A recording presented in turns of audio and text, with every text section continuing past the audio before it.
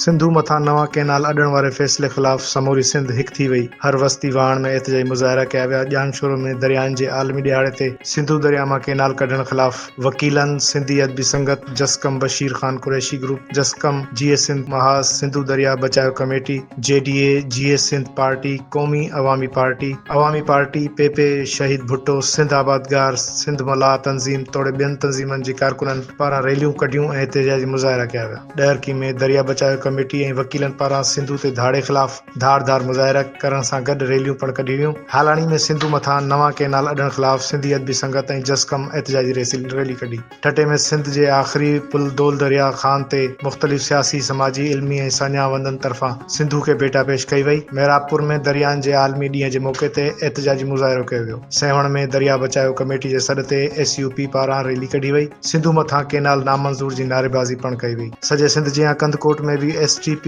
सिंधु नदी खे भेटा पेश करण लाइ रैली कढी। दौलतपुर सफ़न में मुख़्तलिफ़ सियासी, समाजी, अदबी, अवामी हलकनि, हारियुनि, उस्तादनि, शागिर्दनि ऐं ॻोठाणनि रैली कढी सिंधु दरिया खे भेटा ॾिनी। नौशहर फिरोज़ में दरियाहनि जे आलमी ॾियारे ते SUP, जसकम, NPP, पेपे Shaheed Bhutto, international writers forum, Sindh Parast Tahreek, धरती धणी तहरीक पारां रैली निकिती। नसीराबाद में पिणु दरिया बचाओ तहरीक जे सॾ ते रैली कढी सिंधु बादशाह खे भेटा पेश कई वई। खैरपुर नाथन शाह में भी सिंधु दरिया बचाओ तहरीक ऐं SUP पारां कैनालनि ते वालार सिंधु नदी मथां कैनाल कढण ख़िलाफ़ एहतजाजी मुज़ाहिरो कयो वियो। मातली में दरियाहनि जे आलमी ॾियारे ते मातली सिंध यूनाइटेड पार्टी जे कारकुननि रैली कढी। रोड़ी में भी दरिया खे भेटा पेश करण लाइ सियासी, समाजी तंज़ीमनि तोड़े सान्यावंदनि पारां रैली कढी शहर जो गश्त कयो वियो। मलीर में पीर पगारे जी हिदायत ते JDA कारकुननि सिंधु जे पाणी ते धाड़े ख़िलाफ़ रैली कढी ऐं नारेबाज़ी कई। लाड़काणे में कैनालनि जे आलमी ॾियारे जे मौक़े ते सियासी, समाजी, मज़हबी, क़ौम परस्त जमायतनि तोड़े सहाफ़ी तंज़ीमनि ऐं सिविल सोसाइटी जे नुमाइंदनि तरफ़ां धार रैलियूं कढी वयूं। भिरिया सिटी में सियासी, समाजी तंज़ीमनि जे कारकुननि रैली कढी सिंधु दरिया खे भेटा पेश कई।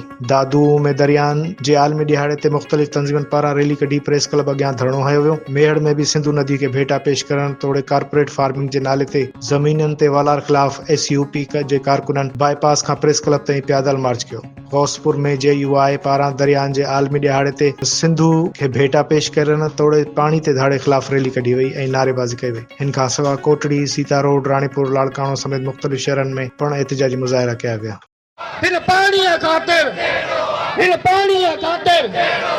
जारी रहे ख़ातिर सरकारी तोसा सिंधु ते धाड़ो, पाणी ते धाड़ो, सिंधु ते धाड़ो, पाणी ते धाड़ो, हक़नि ते धाड़ो, वसीले ते धाड़ो, ते धाड़ो, नामंजूर जारी आहे जारी रहंदी।